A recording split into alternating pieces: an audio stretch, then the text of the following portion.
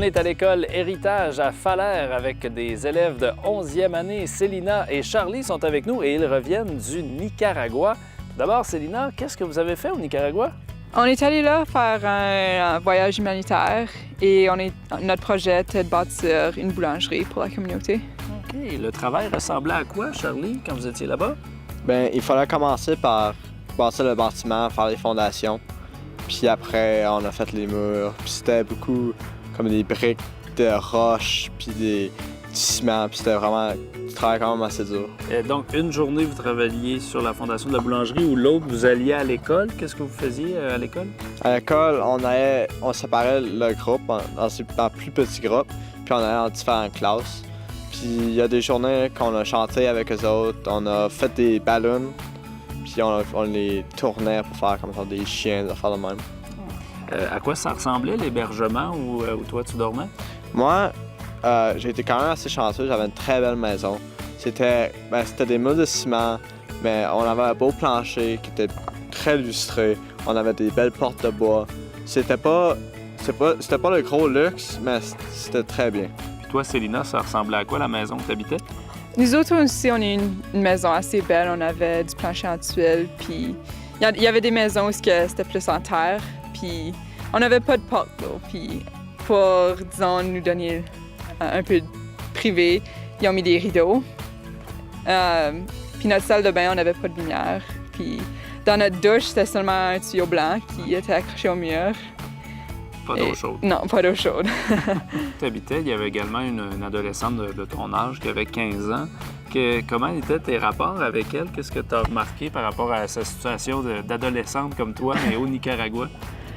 Je trouve qu'on se ressemblait beaucoup quand même. Et on avait beaucoup les mêmes intérêts. Je me rappelle, on est arrivés là en première, puis on se parlait pas beaucoup, puis c'était comme un peu gênant. Puis là, elle sort avec un T-shirt de Justin Bieber. Puis c'était parfait à cause de moi et mon ami qu'on est restés à la maison ensemble. On est des gros fans de Justin Bieber, donc c'était une bonne affaire pour briser la glace. Toi, Charlie, as-tu eu la chance de côtoyer des jeunes de ton âge à peu près? On avait un jeune de 14 ans qui était un gars. Puis en allant là-bas, c'était dur de communiquer avec lui parce qu'il parlait juste en espagnol. Mais quand on avait amené du linge, puis on avait amené un cerf-volant. Puis l'expérience était formidable parce qu'en amenant le cerf-volant, on est allé dans un champ en avant de la maison, puis on a commencé à voler le cerf-volant, puis c'était un champ de melon d'eau. Puis on est arrivé, puis il a pris un melon d'eau, puis il l'a cassé, puis on a mangé le melon d'eau direct dans le champ. C'était quand même assez spécial. Pas besoin de traducteur, de traduction dans ces moments-là. Non, non. Comment tu te débrouillais justement en parlant un peu espagnol ou très peu? Là? Ben, on n'avait pas d'application, dictionnaire ou rien. Fait que c'était plus comme le langage, les mains, puis ils comprenaient un petit peu, puis on comprenait un petit peu, puis là on essayait de changer ça, puis on comprenait à la fin. Célina, toi aussi tu avais un traducteur sur ton téléphone, mais ça veut pas dire que tout le monde pouvait comprendre. Non, on avait la jeune de 15 ans, puis elle savait lire, mais elle partait à l'école et la mère, elle savait pas lire. Donc c'est là où je trouvais qu'on avait plus de misère. Mais j'avais pris un cours d'espagnol avant de partir, puis ça a un peu aidé, puis vers la fin de la semaine, s'il parlait assez lentement, je pouvais comprendre. Comment tu penses que ça a aidé la communauté où vous êtes allés, la construction que vous êtes allés faire? Ben, moi je pense que ça va aider beaucoup, mais on est allé là, puis ça a pris une semaine. On a fait du travail à tous les jours sur le bâtiment, puis ça a pris beaucoup de temps le bâtir, puis on l'a pas fini.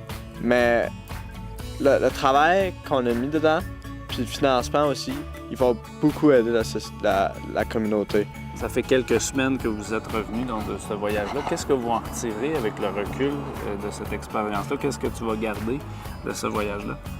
Juste la connexion que tu fais avec la famille, comme tu leur comprends pas tout le temps, mais c'est comme ils sont... Je sais même pas comment le dire, mais... Justin Bieber. Ouais. Ils ont comme une place dans mon cœur, ils vont toujours l'avoir. Et même en revenant, la fille de 15 ans m'a ajouté sur Facebook. Puis donc, elle me parle sur Facebook, puis je trouve ça cool. Et toi, Charlie, qu'est-ce que t'en retiens? Moi, qu'est-ce qui m'a vraiment surpris en revenant, c'est que toutes les choses simples que tu as ici, que tu prends acquis,